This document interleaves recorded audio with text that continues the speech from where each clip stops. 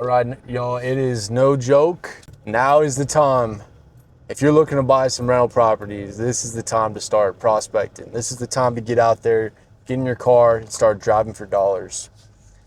Now, driving for dollars, what is that? Exactly what I'm doing right now. So I'm out in my truck, just gonna cruise in the neighborhoods, looking for distressed properties or properties that are for sale, like I'm driving by some right now that are for sale.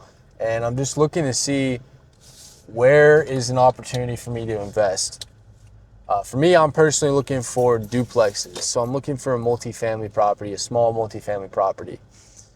And I'm looking for specific characteristics. But I'm looking for old cars that might be sitting around for a while. I'm looking for roofs that might need to be replaced, deferred maintenance on some properties. Looking for old window AC units, lawns that haven't really been cared for, old basketball hoops that are rusted out, never been touched.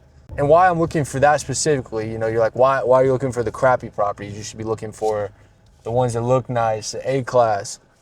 The reason I look for those is because that's where the money is. That's where you can buy something low and negotiate a good price, do some renovation, turn around and flip it, turn it into a rental, start making monthly revenue on it. That's where all the money is. These real estate investors are really making money is they take these distressed assets, fix them up, put them back on the market, and then they make a profit. You'll see flippers, you'll see those flipper networks, or for me, I just want to own the asset, so I want to make monthly rent on it. I'm not necessarily looking to flip properties. That is another way to make money quickly, and they do the same thing. They go and drive for dollars as well. That's not what I'm looking to do. Now in real estate investing, there's three main strategies that people will use. There's obviously a lot more than just three, but three main ones. One is the flipping that I was just talking about. Number two is wholesaling. So wholesaling is where somebody will get a distressed property under contract, and then they will take that distressed property and they will take that contract and sell it to another investor who will basically give them a higher payment or a higher amount than they got under contract for. And then that person that basically sourced the deal gets the difference. So say that they get a property under contract for $50,000. They go to an investor and they're like, hey, I got this property under contract. I will sell you this contract by assigning the contract to them. Just make sure you have that term in your contract. By assigning this contract to you, I will sell it to you for $75,000. And then they make the $25,000 difference. Now you can be upfront with the investor and tell them how much you got under contract for, or you can just, keep it quiet. As long as it really hits their numbers, most of them don't really care what you make on it. So it's really up to you at that point. There is some, sketchiness with that type of strategy. I did a little bit of wholesaling in the past, and it was a little bit sleazy, but it is a strategy, and it's a way to make a quick buck without having to do a whole renovation like a flip would be. And then the other option, which I'm really trying to do, is buy a property so that I can rent it out and then get monthly revenue on the asset as it appreciates, and that's what I'm trying to do personally. So what I'm doing right now is just looking for those distressed properties, specifically duplexes, triplexes, and quadplexes. Now, why those specific properties? Because the strategy that I'm pursuing is I'm trying to house hack. So I'm trying to live in one unit and then rent out all the other units to where I basically live for free. That's just one strategy. There's probably hundreds of strategies at this point for whatever you're really looking for. But I think it's probably the easiest way to get into real estate investing, and it's one of the ways to really, because I live in an RV. I don't want to live in my RV forever. I want to have a house, and this is a way that I can buy a house, use the income that I'm getting from the other units to maybe get like a quadplex, because you can use the revenue that it generates to qualify for that loan.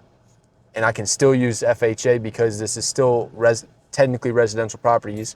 Anything under 4 units is technically still residential, and so you can use an FHA loan on it. Versus a building that's 5 units or more, that becomes a commercial building, and then you have to get a commercial loan, and that's just too much headache for me right now because I just don't have enough experience to where I want to go out and buy a full apartment complex, because the rates also aren't the same. Whereas with the FHA loan, I only have to put up 3%, so it's a lot less money out of my pocket.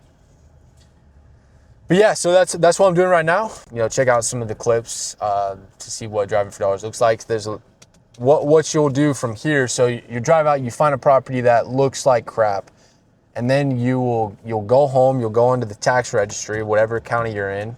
So for me, I think I'm in Williamson County, so I'll go into the Williamson County tax site, and I'll search up that exact address, and through the tax site you can see where the mailing address is for, you know, the owner or whoever owns it, and you can send them a letter. So I'll write out a letter and, you know, put a stamp on it, mail it out to them, and basically say, hey, I'm, you know, a local real estate investor looking to buy a property here in the area. I'm local. Would love to have a conversation with you if you're open to it. And then you'll send that in the mail, and you just send a bunch of those, because it's, you know, maybe 1% will actually respond to your letter, and you just have to keep sending. You have to keep following up with the same person. So it is a very manual process if you're going to go that route. But there are some apps and some other ways that you can just send out some easy postcards. There's an app called Deal Machine, where you can, while you're driving, click on a property, add it to your list, and then after you can just send out a postcard.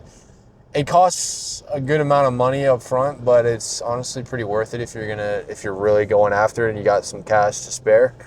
I did that for a while when I was doing the wholesaling bit, because I was doing driving for dollars so much. Now I don't really do it as much because the market's kind of tanked since then. So I've been, you know, doing more vending machine stuff recently, but I'm starting to get back into it. And so I'm just manually doing the letters, because I'm not, you know, necessarily trying to send out hundreds of letters right now, because it does cost a lot of money. The marketing material starts to add up, but, you know, highly recommend doing it. This is where you find the great deals. You know, you won't find these home run deals sitting on Zillow, because everybody wants those deals and everybody's looking at those deals. You want to find an investor that potentially is motivated, maybe is open to doing some sort of seller finance, because let's be honest, realtors do not want to present seller finance, because it likely means that they don't get the same commission, and they also just don't understand it, and they're not going to communicate the same way you would.